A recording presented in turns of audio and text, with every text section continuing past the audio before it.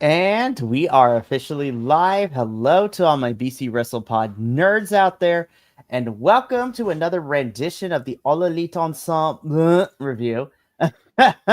Your weekly AEW review show here at BC WrestlePod. The dynamic duo is back once again this evening and for next week as well. But I am Mikey, also known as El Jefe of BC WrestlePod.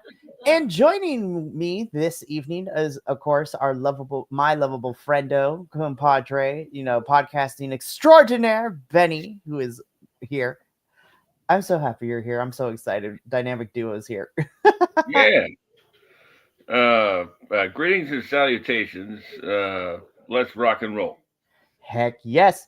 So, we're going to get into AEW in a little bit, but if you are new here and you want to continue to see what kind of shenanigans we can get up to, please make sure to subscribe to our YouTube or follow us on Twitch or Kick.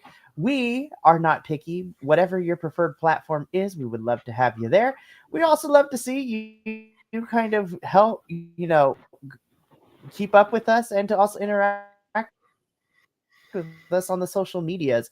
We're at BC WrestlePod, where we do a lot. We got report cards, we got previews of the weekly television shows we cover. We also have some fun prediction stuff that happens from time to time with big old pay-per-views, as well as our thoughts on things. It is a grand old time. Of course, you can also, get some cool merch from us at our store, bcwrestlepodshop.fourthwall.com. And if you would like to support us financially, there a little coffee bot might be coming in very, very shortly. And so let's get into the goodness, shall we? So we kick off things like we always do here with AEW Dynamite. And we are going to talk about what opened us the show, which is the Ops and the Hurt Syndicate for the AEW World Trios Championship, which I was very happy to see. Yeah. The Hurt Syndicate, minus Shelton Benjamin in this one, looked rather old, with the utmost respect. Um, they thought the ops were the ops as heels will work so much better. Like they're funny. Um, Joe. Oh, Joe. And like, yeah, Joe was like busting out stuff that like he's been busting out stuff lately that like you haven't seen in a while, which is really nice. I had did I think the Ops were going to lose? No, not really. But I'm gonna be so for real. I love with the well, who knows? We're gonna see what happens with the Hurt Syndicate as we continue on leading into full gear. But I like seeing them work as a trio. Yeah. And again, we talked about it during our review last week of Wrestle Dream. I like that the Ops have now kind of changed in their character. They're more vicious. Essentially, they're kind of more heel-ish, with the key word being ish. Um, and it's what so okay, we talked before we went live, and I was like, okay, we're probably gonna bring up some stuff like where we took some directions and some stories. I was like, oh, I'm not sure where we're going. Yeah. Joe and Hangman is one of them. I was like, you know what? I'm okay with it because I'm used to having AEW doing like one and done feuds, but it seems that Hangman and Joe are going to continue to fight, which is cool. However, this is just a me and a personal nitpick. I'm just like, I'm okay with championship feuds, but like these trio championships can't be going MIA in the process of the story, which, unfortunately seems to be a good chunk of not just AEW, but a lot of promotions don't do their trios and tag teams very well because it's like, you guys, their tag titles or their trios titles. I know they don't need to be defended every single week, but like, what are we doing? Yeah. I mean, I understand that like it gives something something for Shibata and Hobbs to do, but like they could also just be at ringside, I guess, during the championship matches. Like they don't have to I'm sit in just, the back. You know? I'm just like, Fine, whatever. It's cool, I guess. No, I'm just kidding. Yeah. Like I said, I'm fine with Joe and Hangman fighting because then it's like, yeah, AEW is actually going to have a longer feud, which is nice because I'm used to with these titles doing one and done feuds for AEW, which is fine for some parts, and I'm happy for it. I just hope that the trios championships don't get left in the dust as we're building towards what's probably going to be a rematch at Full Gear or some sort of capacity. Who knows? But the ops retain. Joe gets on the mic. He did what he did because why not? Is essentially what he said. He's like, I'm gonna come for that title and I'm gonna keep coming for it until I take it out of Hangman's hands. And I was like, you go, Joe. I'm rooting for Hangers, but I'm rooting for Joe too. I was like, how dare you do this to me, AEW? I know, right? Oh my goodness. And again, shout out to the Hurt Syndicate. I'm glad that we're still having them as a trio. I would love for them to become champs at some point. Or if we're not going to have them, we don't need to have a horrible breakup. But I am here and I'm on the agenda of let's get some Shelton Benjamin, some gold. I don't know when that is, but like let him be TNT champion for a little bit because this man is continuously to be amazing. Not to say that MVP and Bobby are not, but damn, Shelton Benjamin can still go at his age like this, and he's been wrestling for 20 plus years at this point. Give this man a championship. For real. Yeah, I completely agree. Like, give something for Shelton, you know? Exactly. And hopefully AEW will do that in the next year or so.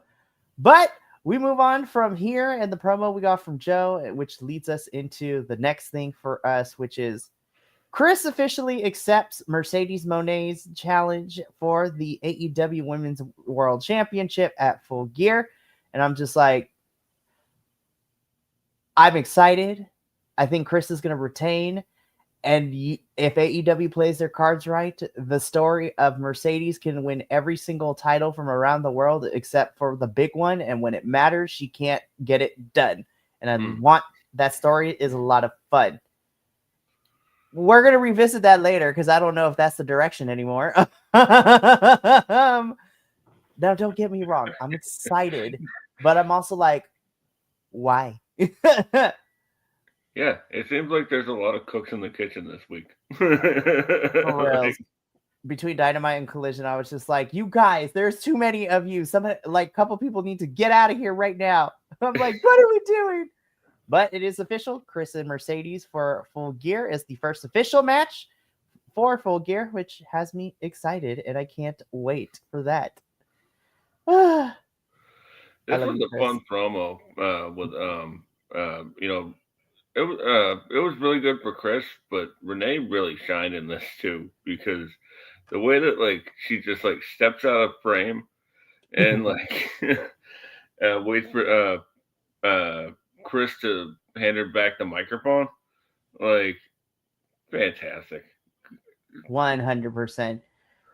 And so I'm excited for that match. I haven't been the biggest Mercedes, fan, but I will say over the last year or so, when she finally kind of came with her, more heelish persona and the ego and the 12 championships, I'm here for it. It's great. And you know what? She's been really fun to watch with, the opponents she's been fighting in AEW and at the pay-per-views. It's been a fun time. So shout out to Mercedes. Shout out to Chris. More women's wrestling. Can't wait for this match at Full Gear. Speaking of which, we hear from Darby Allin. He beat Jon Moxley at Wrestle Dream and the I Quit match. And essentially, Darby Allin basically says, as long as the Death Riders exist, I will torch them and they will go up in flames. And I was like, I smell a Texas death match. Yeah. Since we could do it in Jersey. This was a really fun little promo segment by Darbs. And kudos on that new chest and back tattoo. That looks really nice. Be like, you get one of these Darbs, you get one of these. Yeah. You get the Laomi salt. It'd be like, So we know that Mox and Darby are on a collision course again at some capacity. Whether it's going to be at Full Gear, whether it's going to be at World's End, I was like, we are about to see these two bloodied and pulped or something, and I cannot wait. Wrestling makes me do weird things. I'm a sick freak, and I love it. Oh my goodness. Hey, I'm not gonna yuck your yum, you know. No, okay, so like, here's the thing, right? I love that we got all these women on this match, right? What I have a particular issue with is the fact that we got told this, like, or at least I learned about it the day of Dynamite, and I was just like, now, Antonio, Anthony Khan, listen here. I love that we are getting women's tag team championship matches. It's fantastic. It's going to be fun. I'm happy to see you. You know, you got half of the bracket here competing. Love that. Get all the women on the card to preview what this tournament's going to look like. However, why did we wait the day of to tell me that this was a match? And then there's this. Well, look at this card. It tells you it's a 4-way tag. I was like, okay, cool. Like, it's an exhibition match. No, they should have put. This is just a minor nitpick when it comes to advertising. I was like, but we found out during the actual show that there are stakes to this thing because the winning team gets to pick their opponent in the first round. I'm like, that's not how tournaments work. No, no, it's not. I was like, that's not how it works. And I'm going to be so for real. I was just like, if you were going to do this, instead of picking their opponents, you should have had the winning team get a first right bound, or like bye, so they get into the semifinals automatically. Yeah, that would make more sense. Or yeah, semifinals. And I agree. I completely agree with you. Like, it was sort of like a shock to the senses because I was just like, what? Like, because when it's been advertised like all week before this, right? Like that the brackets were going to be announced. So this match is did they have the match the bracket filled out before the show went on the air, or did like in kayfabe no? Okay, and kind of fast forwarding, like after the match would have been a perfect time to reveal the graphic. Not we have this match, the winners pick their opponents, and then before the main event is when we find the final brackets. I was like, that's not how that works. None of this makes sense. I was like, Anthony Khan, what are we doing? Oh man. So that's as far as I have to complain. But as far as this match goes, I had such a great time. And in fact, you know, especially the Sisters of Sin, which we're calling Sky and Julia's tag team name, which I love that. I loved everyone in this match. This was fun. This was a way to preview everyone who is going to be participating in the, women's tag team title tournament. Also, the Sisters of Sin had a very busy week because they were here and then they were in Mexico on Friday. Yes. God, they did so good in the Grand Prix. I was so happy that they got moments to shine in that 10-on-10 main event. It was so much fun. But stay tuned to Wednesday for that review. Stay tuned tomorrow for that review. Also, I love that now we're just having Megan and Penelope in their graphics now just come out as Poison Ivy and Harley Quinn. I was like, yes, DC Comics. We love that. Yeah, I love that they finally got the coat catch on cam. Like, it was for fans who noticed that kind of thing. It was sort of nice, like. And congrats to the new DPW Women's Champion. Yes, Queen Abinata. This match was so much fun. Like,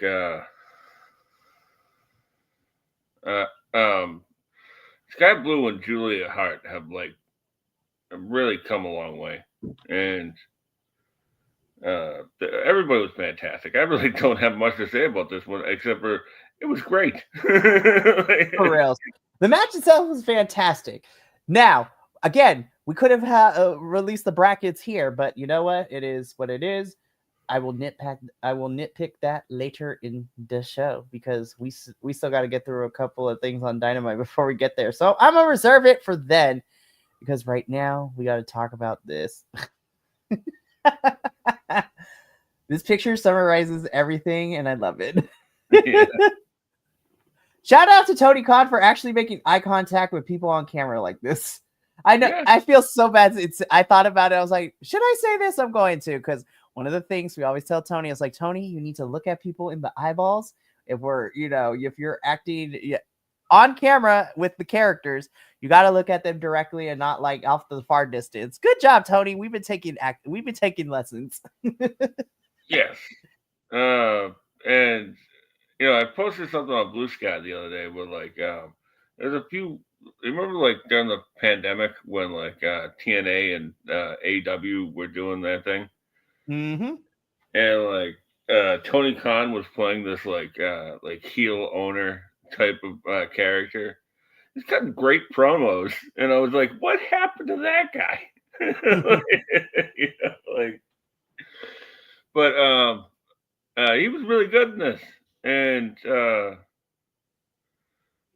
the Young Bucks are great as always, and I love the Time Cop inspired Tony Khan a nameplate there. I was just like, please keep it, or like keep changing it every time we see your office. Like, just keep changing it. It would be so amazing. Oh my goodness. But essentially what this sets up is that the Bucks want another money match. Tony Khan says yes on Collision on Saturday. They are going to have a 4-on-4 money match, and they will be teaming up with somebody that has history with the Bucks. The Bucks learned, and we as the audience learned, that they will be teaming up with FTR to take on Jurassic Express and Jet Speed, as Jet Speed's got beef with FTR. Jurassic Express still got beef with, Bucks. Bucks got beef. Everybody's got beef with each other in this match. Also, the Bucks and FTR have beef with each other. This is just a lot of beef going on. Yeah. Enough to make a stew out of it all. So, more on this when we get to Collision, though. Because Harley Cameron never changed. Listen, wrestling needs to be silly sometimes, right? Yeah. And I love silly wrestling. But we get the 12 belts Mercedes Moné celebration, but it's not who we think it is originally at first, because Renee is in the ring and out comes Mini Monet, aka Puppet Monet, aka Harley Cameron ventriloquism amazingness, aka laughing my ass off so hard. I don't care what nobody says. I was like, Mini Monet is stupid, but it is my kind of stupid. And I was crying of laughter, Benny. This is not hyperbole. It is a fact. Mini Monet has been we've seen Mini Monet pop up on a couple of segments over the last couple of weeks, but as a full blown on segment, I was like, I have missed Mini Monet. She's been gone long enough to be missed, but I am so happy that we got it here. And even what made it even better is that we got Renee to do the Monet dance, which was great. Then we had Mercedes coming out, and I love that she played into it. She was all upset and offended. She had the boy toy. She yelled at the boy toy. She came down to the ring. She verbally assaulted Harley Cameron. Chris comes out in a hoodie and throws Mercedes into... Well, Mini Monet first gets into the cake. Then it is Chris who comes into Harley's defense, who knocks Mercedes into cake. And shout out to Mercedes for doing the full thing. She got frosting everywhere in that incredible outfit. I was like, go full fold. We love it. What about that wig? You're gonna be picking that stuff up. I was like, girl got money. I'm just kidding. Yeah, she is Monet. She is Ultimo Monet. She be getting money now. Oh my goodness. I love this segment so much. This segment was so fantastic. Like, I heard a lot of people like being like, "Wow, why is this?" It's like, man, chill out. Like Metallica, right? Like, there's an old Metallica saying, where like the slow parts only accentuate the heavy parts, right? Mm-hmm. So the comedy breaks up the monotony of a super serious show. Right. And Puppet Monet is fantastic. Like there was a couple times there where uh, she got Renee to break. like I love Harley Cameron seems to be the only one of the few people in that company that can do it. like um some of the like the reactions that she was doing with the puppet were spot on. For real. So I was just like, oh, I love you so much, Minnie Monet. I also heard like there's a lot of people like why aren't they selling those? And I was like, well, you also got to think about the person who designed it, and that person's probably gonna need a cut too. So there's probably some stuff there, you know. For real. Oh man, I had such a blast with this segment, and again, it continues to build up what we're getting at Full Gear between Chris and Mercedes. Mercedes, we're going to talk about you a little bit later, girl. We're not done with you quite yet in Dynamite. Jon Moxley is starting to spiral, and the Death Riders are not looking great after this episode, and I'm kind of here for it, but not for the reason that you think. It was like plot development. We love to see it in wrestling. Who knew? Right. This was another one I didn't know we were getting until like the day of. I was like, oh, Moxley and Kyle O'Reilly are about to square up. Bet, let's go. I was like, banger, here we go. And I mean this word in all love, right? When we think of underrated, I was like, Kyle O'Reilly is good. Like, he's very underrated, and I love him for it. He's so good. He's amazing, and like this just accentuates something I was saying online the other day that like Jon Moxley, like for as much crap as a lot of people give him, he's very technically sound, and like he's pretty much everything everybody wants wrestling. Like all the old heads want wrestling to be like it used to be. Right, Like, not the old head. I love that. Like, why can't it be like it used to be? Like, well, watch Jon Moxley. Yeah, well, somebody says he's a plumber. It's like, well, he's not. I was like, that's not it. I was like, That what are ain't you it. talking about?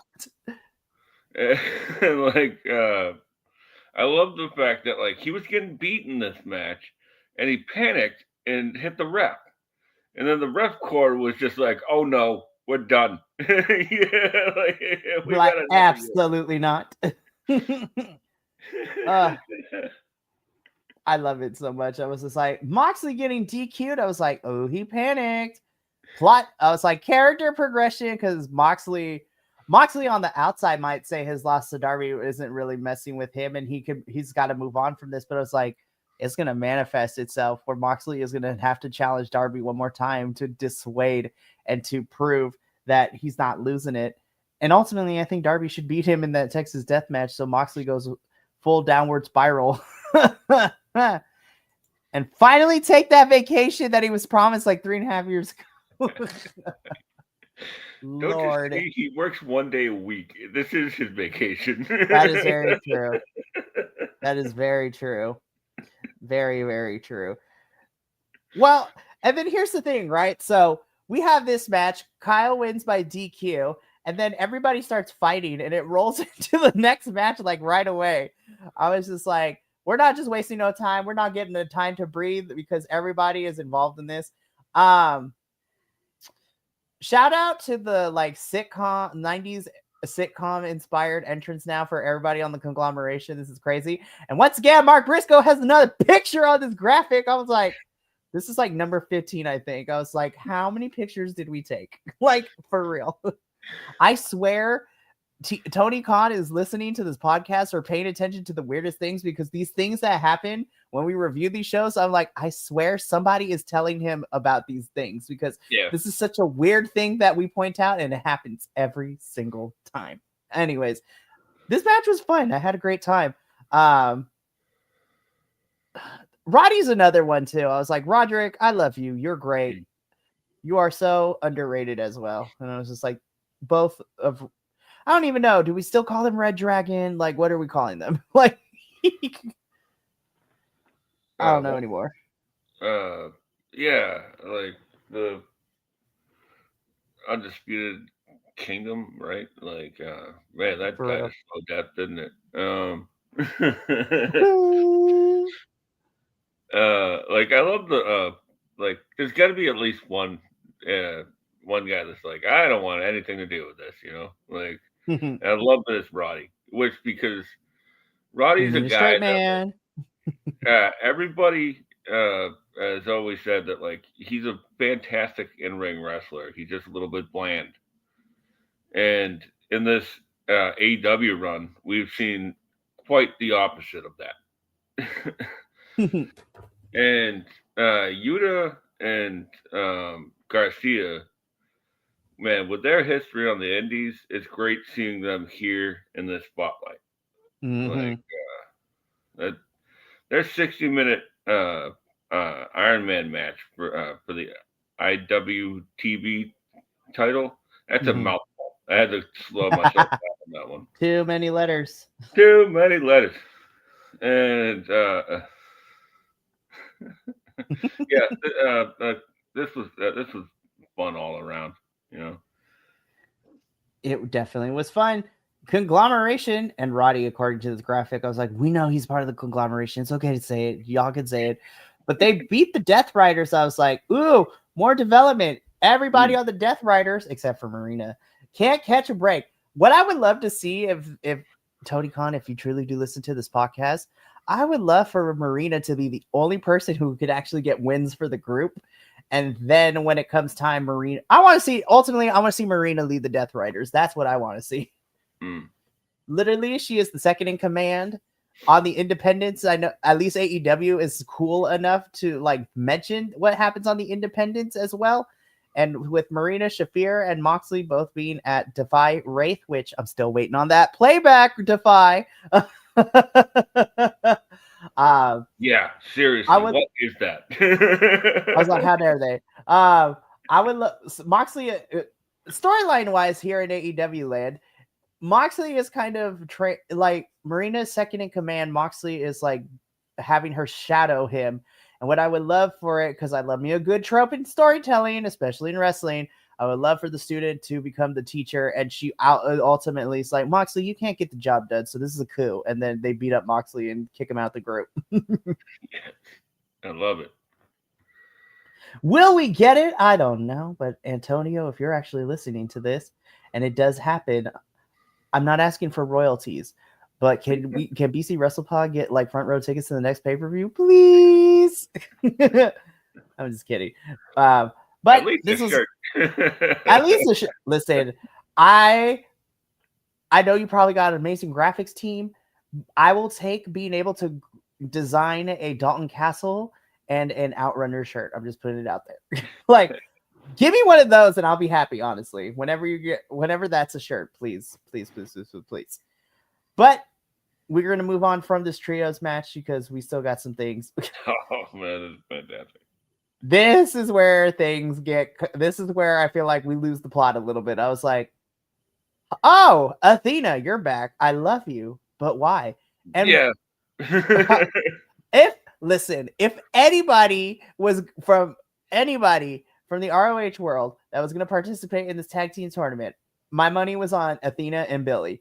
No, I didn't think that we were going to get Athena and Mercedes. I was like, that's a fun power team right there. But what about Billy? Billy's going to be mad. Yeah. Billy's tied up in that Pure tournament? Question mark? Because I don't even know. I knew as soon as we got that tournament, I was just like, we're gonna be hauling ass until we get to final battle. That is what's gonna happen. Yeah, like God, I love you, Ring of Honor. I really do. The pay-per-views are always fun, but we need to fix this weekly television thing. It doesn't make any sense. Like, hey, you want to pay $10 to watch prelim matches? No, I don't. No. I was just like, I'm not asking you to copy other promotions, but be like TNA. Like, find a place where the city you're at, do a couple of tapings, and then you can start airing them. So that way, we're not using Dynamite and Collision as grounds, because either you do the matches early or you do the matches afterwards when everyone's ready to go home. It's been a long night. Yeah, right. Like it's already 1 a.m. Why are we seeing Serpentico right now? I was just like, listen, I'm here. I'm here for a Serpentico agenda, Yeah, but no like at shit. the same time, I was just like, no. I was like, either find a designated place, or find somewhere in the city that you're in to do a couple of tapings for like a couple of weeks, and then just go back. Anyways, Oh, that is not that. That is that's for neither that is here for a nor later there. episode. No, well, yeah. I mean, we have the forever champ. She could like. I will say though, shout out to Mercedes. I could tell she had fun doing this scream. She's like, "Where is my makeup?" And like at the end, like Athena's like, "We gotta get We you got in to do the." minion training. I was like, minion training? Oh hell no! Oh hell no! these guys, these two are so funny together. They are amazing. Listen, I am here for this tag team, but at the same time, I was just like, oh, instead of oh hi Mark, it's oh hi Athena. I was Yeah. like, out of nowhere, we haven't really seen you on AEW television since Forbidden Door after losing and tapping out to Tony. And then we're like, oh, okay, that's fine. And then as she appears, it's like, oh, hi, Athena, you're back. I'm not mad at it because I love you, but I was just like, ooh, Billy gonna be mad. It's like it just leads to more questions because like as I just said, that like Billy's in the pure tournament. If this is supposed to lead the final battle, with Billy being mad at Athena, wouldn't you assume that the finals of the pure tournament would be at final battle? Is she gonna fight for 2 belts at final battle? That makes no sense. I don't know. The crazy thing is that the crazy thing is that the TV, the ROH Women's TV Championship has gotten more development than anything, because Red Velvet is on that ass. She is coming for Mercedes, and I am here for it. That's Yeah, I another was thing. just Like, like, when did they tape that? It's like they gave Mercedes Mina's belt at the pay per view, and then like a couple days later, like Red Velvet's like challenging her. It's like, when was that taped? I was like, and how did we develop that? But we're not developing the women's pure. We're not developing who Athena might face at final battle. Like, what's teases? What are we doing? Ooh, he's got these favorites, don't he? I was just like, listen, I love Athena too, but like, we gotta start figuring out what we're doing. And I know it sounds like a double standard too. I mean, I love Bandito. I had the same issues, but at the same time, because I see Bandito fighting anywhere and everywhere, I was just like, why can't you have Athena do that? Like, literally fight anywhere and everywhere, just destroying girls left and right. Like, anywho, but what I need though, if you want me to fully support this tag team, a la MJF and Adam Cole when we first got them, I need to see vignettes of Mercedes and Minion training. Yeah. That's what I need to see. But so these two are a tag team, and I was just like, I like it, but I also have questions. And but the big turning point is when we get these brackets in a little bit. But right now, Mark Briscoe's like, I want another shot. Kyle Fletcher's like, that's gonna be a no for me, dog. Is essentially how I sum up this vignette. Love that color on Fletcher though, not gonna lie. Yeah. He looks sharp. And Chicken is always amazing. Love him. I was just like, don't do it at Full Gear. Do it at World's End and have him win at World's End. That'd be amazing. Anywho. Right? Well, who knows? Mark Briscoe might be in the Continental Classic. Give that man some actual wins, because he was on a losing streak for the good chunk of it last year.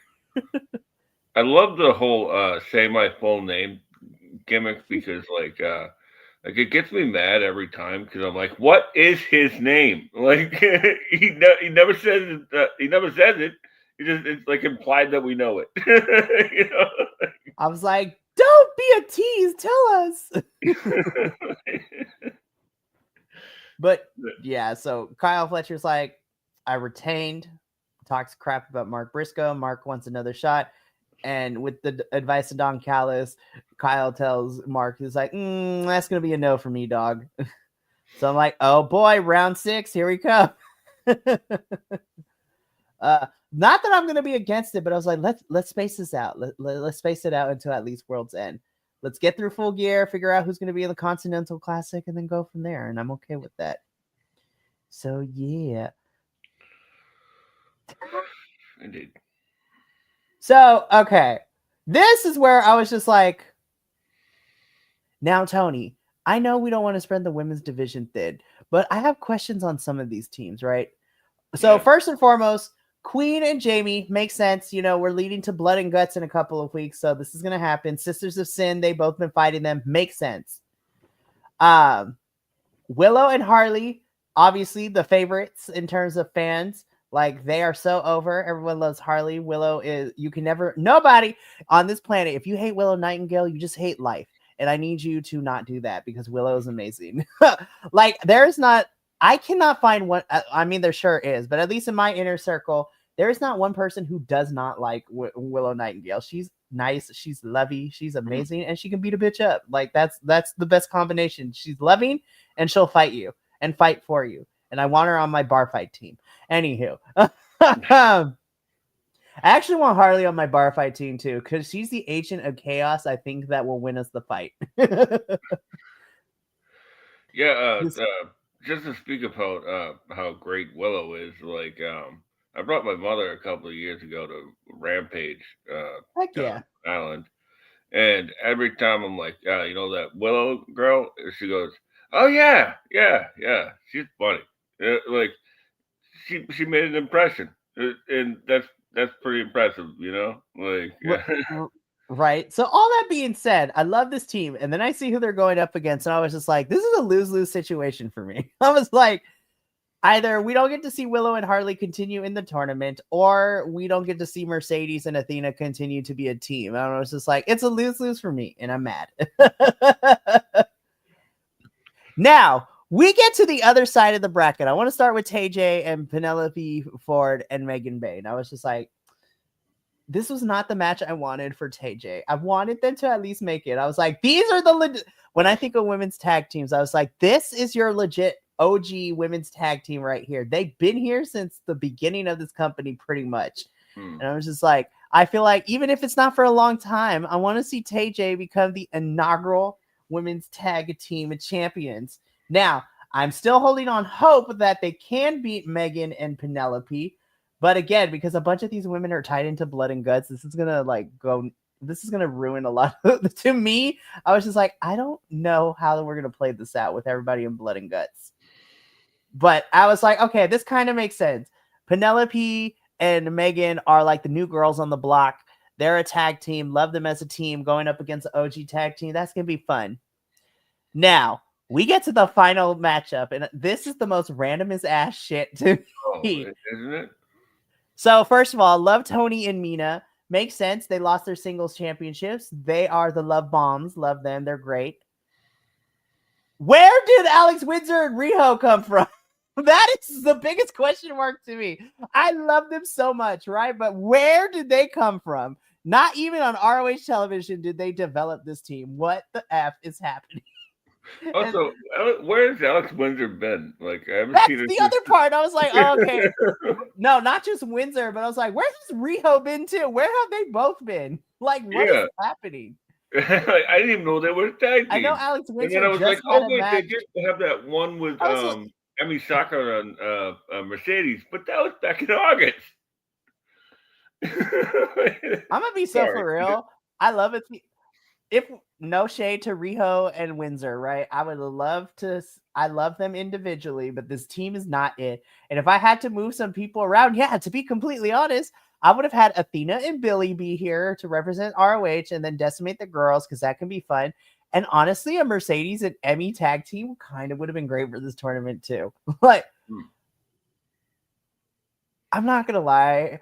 I don't know why I was hoping for this, and I don't know what's going on with her, but like, I don't know who she would be paired with, but I was like, I need a Nyla Rose and somebody tag team. Oh my gosh, be a Nyla Rose and Riho team. Just literally the size difference would be amazing. And let Nyla Rose be her Twitter game Nyla Rose because she's fucking hilarious. Thunder Rosa, Nyla Rose and Thunder Rosa.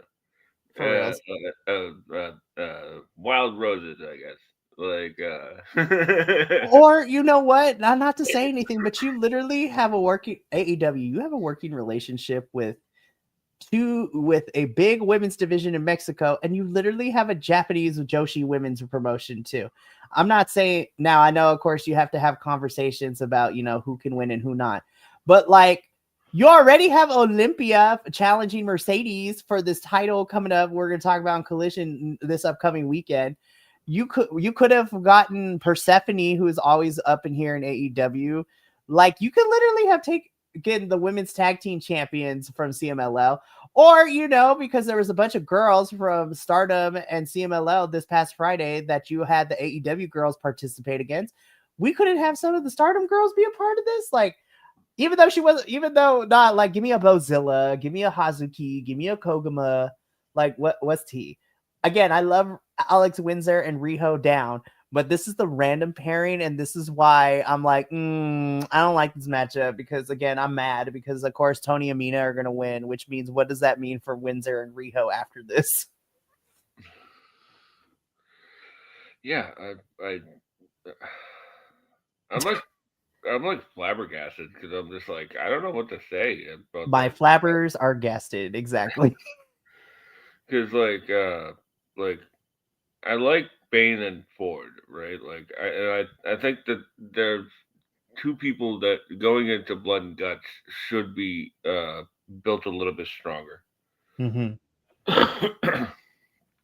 Ty J, I'm sorry to say this. Like I mean this with the utmost respect. I'm a huge fan of them, but they're the weakest team in ring uh, as opposed to everybody else in this bracket.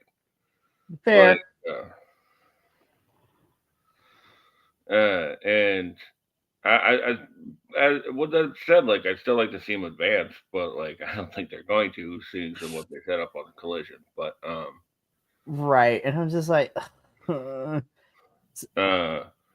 and what do they call themselves? The Babes of Wrath. Um, against Athena and Mercedes. Like, why is this in the first round? This doesn't make any sense. Like, Here's the other thing too, right? So I know we don't have a lot of women's tag teams, but I was just like, we couldn't have. I'm like, 8 how many teams. people do they have in the ROH right now? Like, where's Lady Frost? Like, like That's what I'm saying. I feel like if you brought up some of the ROH girls, or even if you wanted to do one spot for Stardom and one spot for CMLL, we could have added 8 more teams and make it a 16 bracket. It could have been a lot of fun. Like for it, it's like a whole. So okay, running down ROH, you have Lady Frost, we have Rachel Ellering, Diamante could have been in here too. Like, yeah. I was just like, Mercedes what are we? Martinez is still under contract, from what I know. Yeah, Mercedes Martinez, Billy Starks. I like I said, Billy should have been a part of this thing. I was just like, how, why, whatever. They get it. Gianna They have like Perazzo. to get everything done, but I like was just like, I you're mean, gonna have to do it even like this. even though she's in a new faction, like, and you could have had Deanna and Taya Valkyrie be a part of this too. Like, Yeah, or and Taya and Lady Frost have been tagging together down at CMLL, right? for real. So I was just like, I don't know. I feel like there could have been some choices to bring some ROH girls into this, but who knows what's happening. I'm still excited for these tag tournaments, but sad as it is to say, I was just like, not to say it's predictable, but the one that I was just like, that's actually kind of like, I can make an argument either way, is the Hater, Aminata, and the Sisters of Sid match. I was like, that's the only one where I'm like, you know what? This could really go 50-50. And then everything else I'm either mad at, I have questions about, or what the flip. What the flip?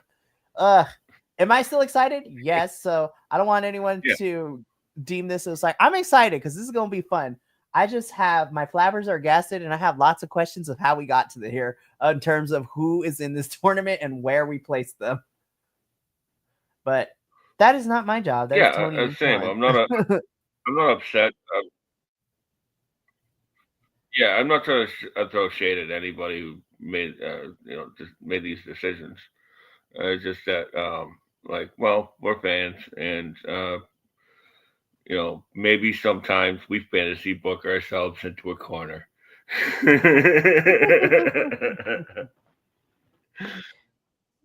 So, but I'm still excited. So the tournament begins next week.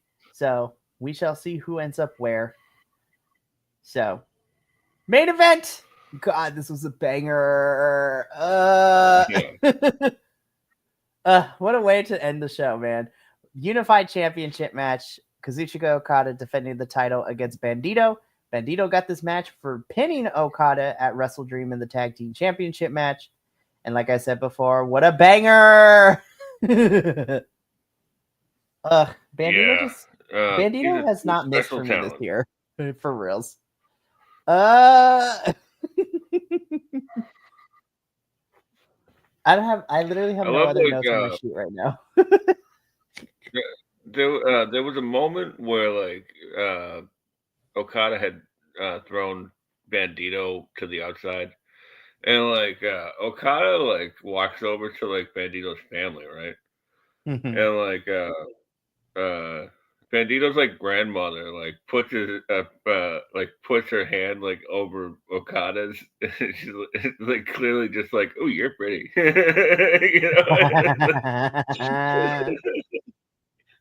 Okada just like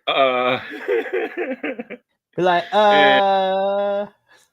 This didn't go the way I planned it, but it was just a quick little.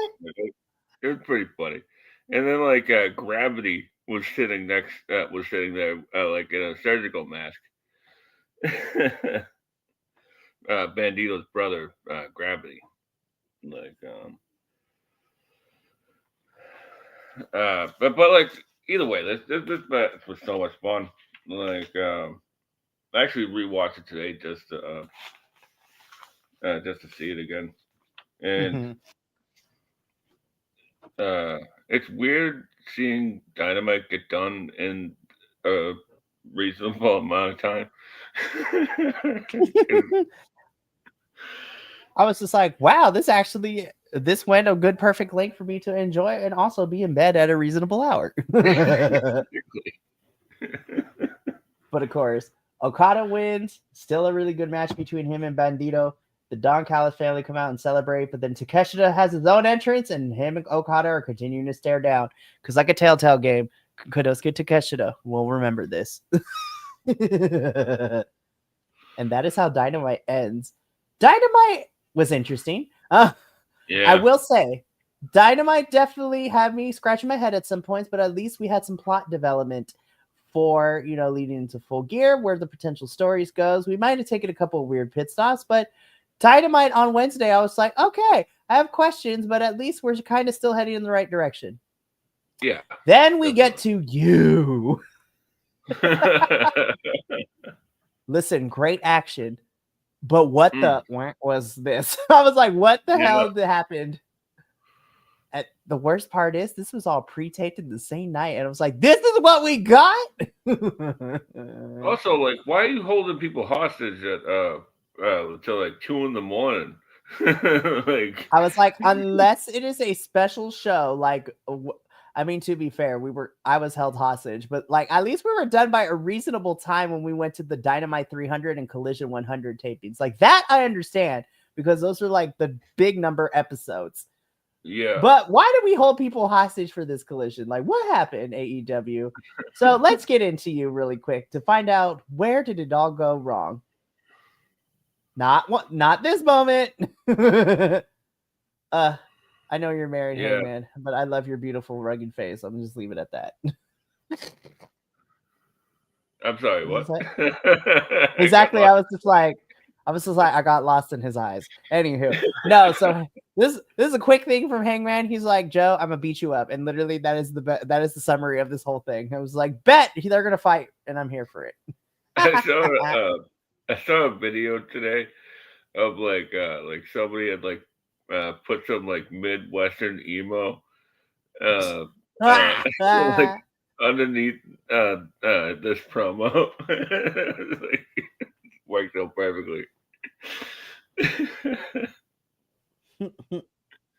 So, I can't wait. Hangman and Joe, they're gonna fight, and I'm excited for it. Hell yeah. That is moving on. This match ruled. Ishii is great. I love this render of Pac. I was just like, my God, Mighty Mouse. We out here looking crazy in the best way possible. These two had a banger.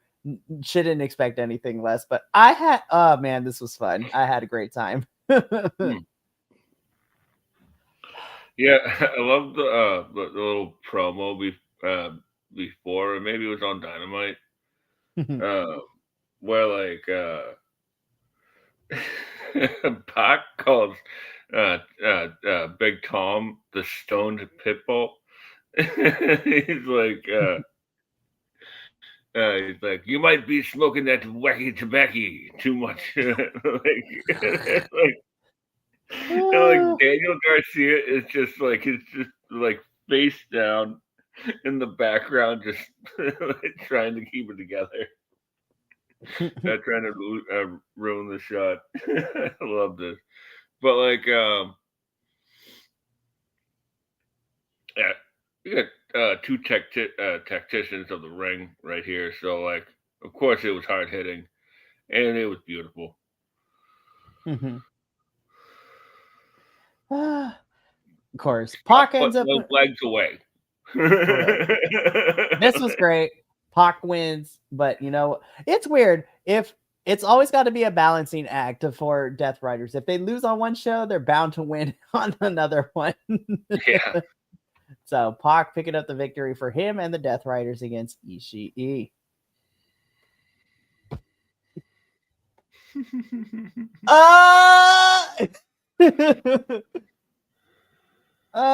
Please let them fight forever. Please. Please. Everyone wants Mina, and I'm here for Tekla stepping on me. So I'm just putting it that way. But oh my gosh. Mina just finds a way to make every opponent she works with look magical. Not to say that Tekla is bad, but there's, again, when you get former Stardom girls fighting, you know the Josie dream is alive. And I also feel like this match in particular, I hope it reminded folks. It was like, guys, I know she just dances and she is like the unofficial lesbian girlfriend of Toni Storm because of the relationship they have in character. But I need people to remember Mina Shirakawa is fantastic in-ring worker too. Like, this was, oh God, I had fun with this one. Excuse me. Like, yeah, like, I love that, like, they clearly seem very comfortable with one another because of their time in Japan. Mm-hmm. So, like, they will lay it in some snug ass shots. Like, it was like, yeah, we can hit harder. We're good. Yeah, right. Like, it's, they say you always hit your friends harder. So like, in wrestling, anyways. And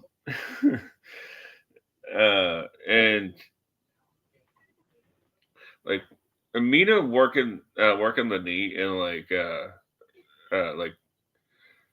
I love how she sort of just picks apart a body part in like every single one of her matches, and like that's sort of like a lost art nowadays. For reals. And like Tekla probably has the best core strength I've ever seen in my life. It's unreal. Holy hell, homegirl is deceptively power base. The way that she can like do a sit up in the tree of woe like that is like, that's how. Like, right? I was just like, I was just like, But man, again, I had a blast with this. This was so much fun. Mina and Tekla threw down. Tekla wins, giving her momentum. And again, I was just this weekend, I was just like, shout out to the AEW girls, Mina, Tekla, Julia, Sky.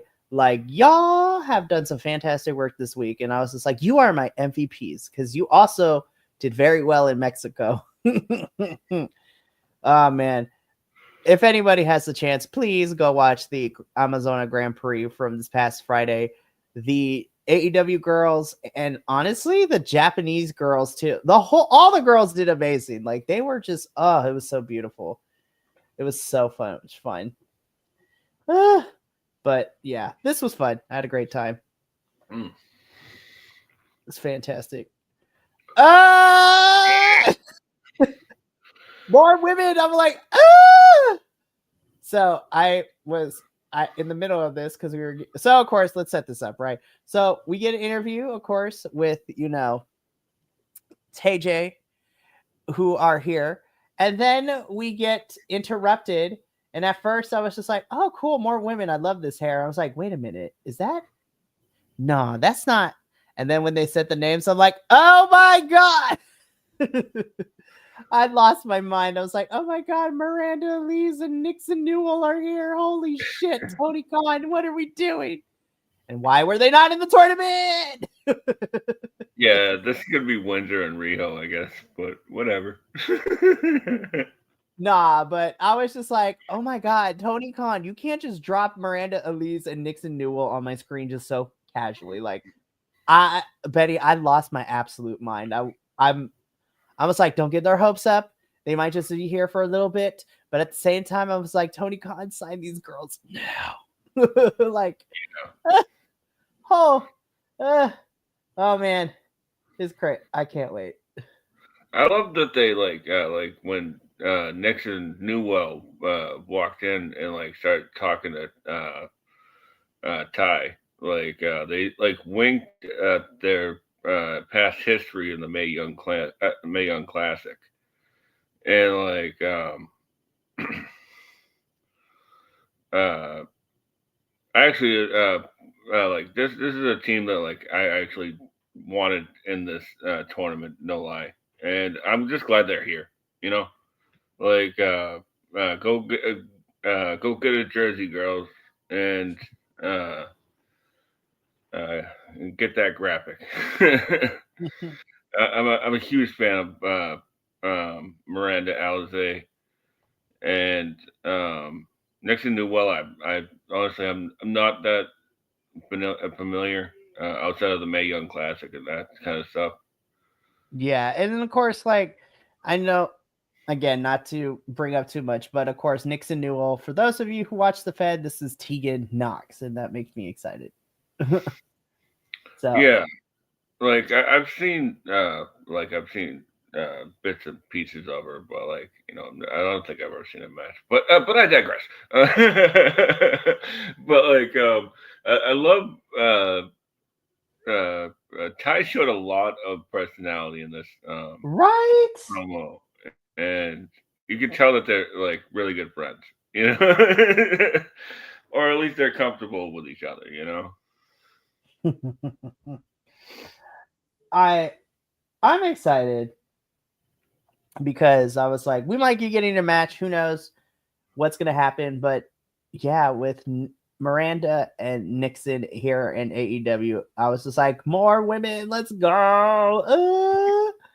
So I can't wait. The collision literally is about to happen. just 10 out of 10, no love the notes. Phantom of the Opera mask on Mansoor. It's so funny. I was like, I was just like, I know it's gonna be stupid, but can we get a feud between these guys and Dalton and Outrunners? Like, we need a woman to. I was like, get Harley Cameron. She's friends with everybody. Put her with the Outrunners and Dalton, and honestly, she probably would fit. Like, oh man, I love that example. So, Erica Lee, the big gal. for reals. I'm just like, so we get another MXM TV casting call. This time it was different though because Taya Valkyrie was on the casting call list. And then the call was answered. Taya's face expressed it completely, and Homegirl was manhandled by CMLL's own Olympia. I was like, girl got manhandled for 3 minutes, and it was glorious. Yeah. Olympia, At first I was Olympia's like, a is that Jordan Grace in a mask? no, honestly, she is just as muscly and defined as Jordan, but holy crap. Oh, yeah, Olympia is a badass. I love her so much in CMLL. Yeah, she impressed me. I'd like to see more. She's so good. And I'm like, we'll talk afterwards, but it's like, I got that CMLL hooker. But oh man, I love MXM collection. The casting call is hilarious. And Olympia being here is fantastic. We're gonna talk about her in a little bit later in the show, but Yeah. so okay, I don't like the story for anybody involved. But can I Mm. say something, Benny? This was probably my favorite match of the entire night. Yeah. To be honest with you, I think this was my favorite match of the week. You know what? Talking about Dynamite and Collision, I have to agree with you too. I was like, see, when you actually let Brian Keith just go and be, I don't know, your Defy champion version of Yeah. Brian Keith. And listen, I know people are like, who the heck is this Ace Austin kid? I'm like, just wait, Mm. let his in-ring ability show how great he is. Oh my God, this was so good. Again, I was just like, I hate the story for y'all. I really, really do. But oh, damn, was this such a good match? Yeah, it's crazy, right? It was just like the pre-package. It was just like 2 weeks ago on on Collision in a random backstage interaction. These two had some words. So let's fight. It's like, what the hell? Okay, I'll take it though. Because I like both of these guys. So, uh, and it's nice seeing the bounty hunter actually get to bring the bounty hunter to TV. For Eh, reals, I was just like, this is what I've wanted since he got here. yeah. Ugh, man. Anywho, but this was a fantastic match from both of them. Ace Austin does win, but just let's just throw the story out the window. Let's just have them have bangers. Like let's just have them fight just cuz. Like this was the step in the right direction. I need this Brian Keith to show up every single week. This is what I want. AEW, don't give me, remnants of the learning tree. Give me Bounty Hunter who just take names and kicks ass. And Ace Yep. Austin, I'm so happy that people love what you do because people are like, "Who is this kid? He's from TNA." I was like, just let the wrestling speak. Don't let the look in the cards fool you. Don't let bootleg Gambit outfit fool you. Like I could say that because I was like, now this gimmick I have questions about, but the wrestling is on point, and that is I'm so glad he delivered. No, I've always had the same issues with the gimmick too. It's like it's not like much going on here, but he's really good. So, but this was a fantastic match. Shout out to Brian Keith and Ace Austin. Y'all did the thing. Yeah. We're getting a summit, which means that shit's about to go crazy and girls are gonna be fighting. Yeah. It's Yeah. like a contract shining. It's never gonna end without unless somebody punches somebody, and that is exactly what's gonna happen. Like the Yeah. girls are fighting. It's like one of those old tropes where, like, wrestling tropes where, like, if there's a contract signing and they're sitting at a table, like, somebody's going through the table. You know? And, like, I very much see a cat fight between Takeshita and Okada. I am so ready. This is good. Uh, that match is gonna bang. Whether it's gonna happen at Full Gear or World's End, I'm ready for it. Question. What's up? Godo is going to get his shot before Wrestle Kingdom, right? Yes, so Goto is getting his championship match. I'm trying to think what's the next big event after. So, because right now we're currently in the Junior Tag Team League, which is on and popping too. I'm trying to think what is the next show. I think that's a good question. I'm not entirely sure, but I know there's one show before like the end of the year. So I want to say it's not New Year Dash. That's right after Wrestle Kingdom. I digress. But Yeah. yeah, Goto's going to get his shot beforehand, which I think Takeshita is going to beat him because I still hold belief that it is going to be. Well, I'm pretty sure we might get a rematch between Zach and Takeshita at Wrestle Dream, but I'm still holding on to the fact that it might be Takeshita versus. Well, no, now that Yota Don't has say the it out loud. title, Don't say it out yeah, loud. I was like, it's evil. No, I was kidding. Oh my god, I swear, That is evil. it's the whole house of torture. I'd be so mad. Anywho, but we're gonna get the summit between Takeshita and Okada with Don Callis, mediating, and it's gonna only end in one way with fisticuffs being thrown. This was the second. What are we doing? Like, what? Why? I love this. Like, this was like the way that they ended it was like, we're live. Like, was like a play on like the old Sid meme. Uh, So Sid funny. Vicious.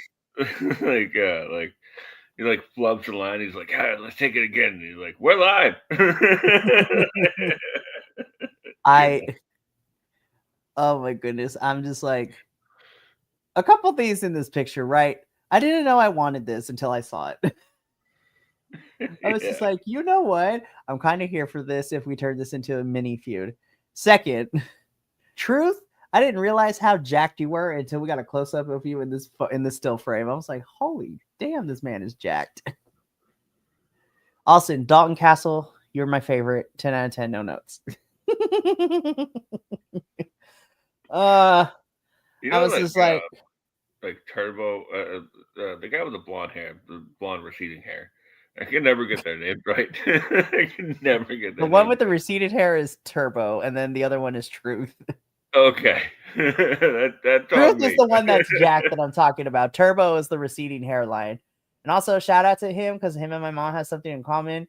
He is my mom's new favorite wrestler when we learned because when we went to Collision 100 and they had that amazing banger of a match against FTR, me and my mom noticed it's like, wait a minute, does he have a insulin sensor on there? And I was like, oh my god, he does. And so my mom's like, Oh my yeah, favorite wrestler, 10 out of 10.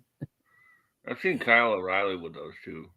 Yeah, Like Kyle O'Reilly has a pup, and my mom loved him when they came to Palm Springs, and my mom got to see Kyle O'Reilly versus Will Ospreay for the international championship when Will was international champion at the time.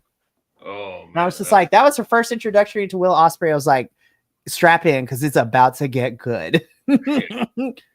well, like Turbo's not even 30. That's absolutely insane.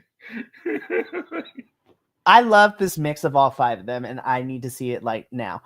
Yeah, Please yeah. do. This is so good. 7 more interactions, please. 7 more. No One of them more, has no less. right.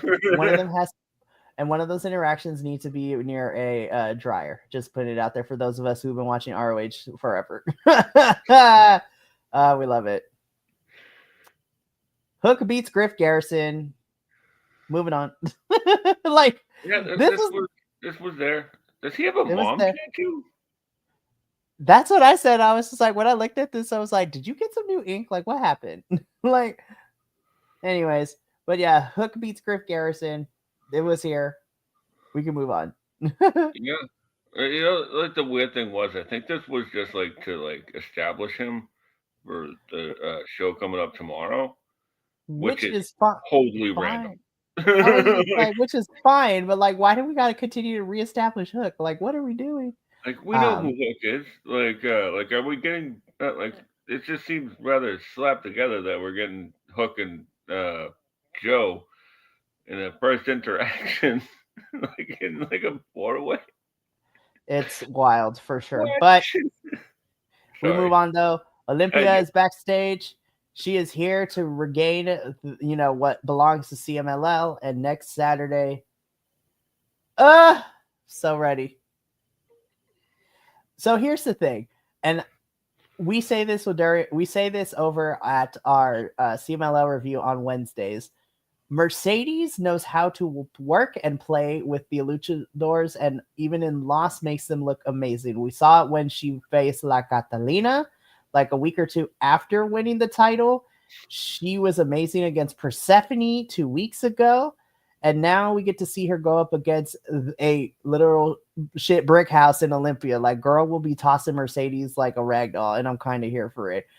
I'm excited because I was like, oh my god, we can get a Friday CMLL show on Collision, and like for those who don't watch CMLL, I was like, strap in, it's about to get good. I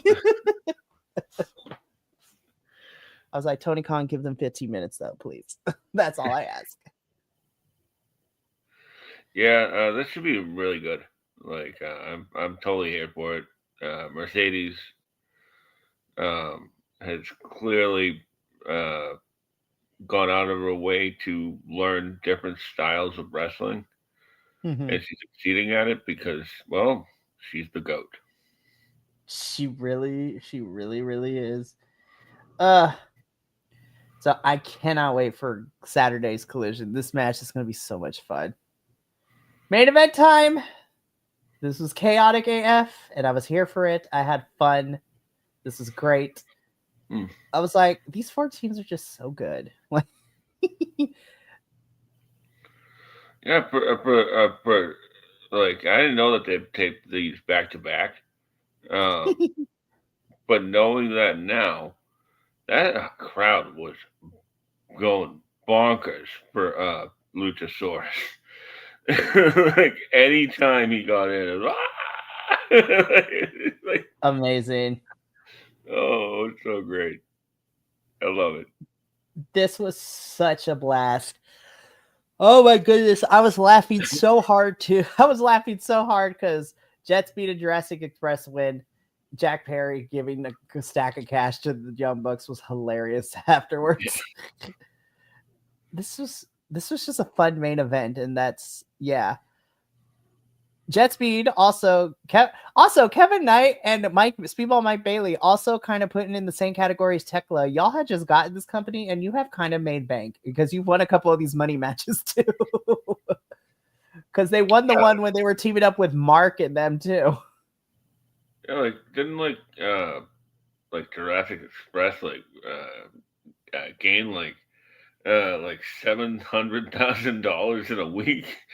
Seriously, I was just like, they just got like so much money in the span of 2 weeks, and I'm like, y'all paying? Let's go. Yeah, right. Oh man, but man, this main event was a fun way to close out Collision, and that's yeah. And honestly, you know what? Storyline wise, I was just like, I'll put it this way. Dynamite did a better job at developing storylines more consistently, but despite the weirdness that Collision was in terms of storyline, I think the Collision had the funner wrestling between the 2 shows for AEW for me this past week, with Brian Keith and Ace Austin being my favorite match of the entire AEW, and honestly probably my favorite match of regular television last week. There is a pay-per-view match that was probably my favorite thing I watched all week, and that is Rio versus Rain Leverkusen at Progress Wrestling's Jump in the Line, where we have a new champion. That match was baller. It was so much fun. I've never seen that Rio work, but like as somebody who has dyslexia, her name spelled with with also there being Rio and it's crazy for sure. Nah, but Rio in Progress, she's a badass. I was just like, I love Black. Well, listen, Black Excellence is always something I'm going to support, right? But she is, how do I put, if like we're going to mix her, she is like She is she is the charisma of Bianca Belair with well, no, she is literally a British version of Bianca Belair. She has the charisma, but she also has the power behind her too, in my opinion. So, but yeah, that's probably my favorite wrestling match, period. But my favorite TV match goes to Collision with Brian Keith and Ace Austin. But that's gonna be it for us here at All Elite Ensemble. We got a lot of fun stuff coming up this week. Tomorrow we get Wednesday and Thursday we're going back to back to back to back because there is going to be 4 reviews in a span of 48 hours because scheduling is crazy. Tomorrow evening we get your regular dose of NXT and CMLL. NXT will be reviewing Halloween Havoc, the NXT PLE that happened this past weekend. There's a lot of pay-per-views this weekend that I watched. But we are going to be reviewing Halloween Havoc, and then we will be later on that evening, tomorrow night, we will be reviewing the CMLL 2025 Amazona Grand Prix, which was also a lot of fun. And then on Thursday, we go back at it again for back-to-back. Thursday at 6 p.m. Pacific, I will be leading a cavalcade of characters through Mystery Wrestling 19, where of course, we were supposed to have it last week, but we were scheduled for this week due to scheduling issues. But we're still talking everything because we saw a living dead girl. We saw the Power Rangers versus some Teletubbies. We saw we saw a Fall Count Anyone match? ? What's that about? Tune in Thursday to figure that out. And then I will be back at it same night, 7:30 p.m. Pacific, as I will be reviewing Progress's Jump in D-Line, as I will be reviewing that show. And we are now officially one show out. Next month for Progress, it is Noisy Neighbors, and then all roads lead to Vendetta 3 in I'm so excited. Vendetta in December is going to be so good. Anywho, I'm excited for that show.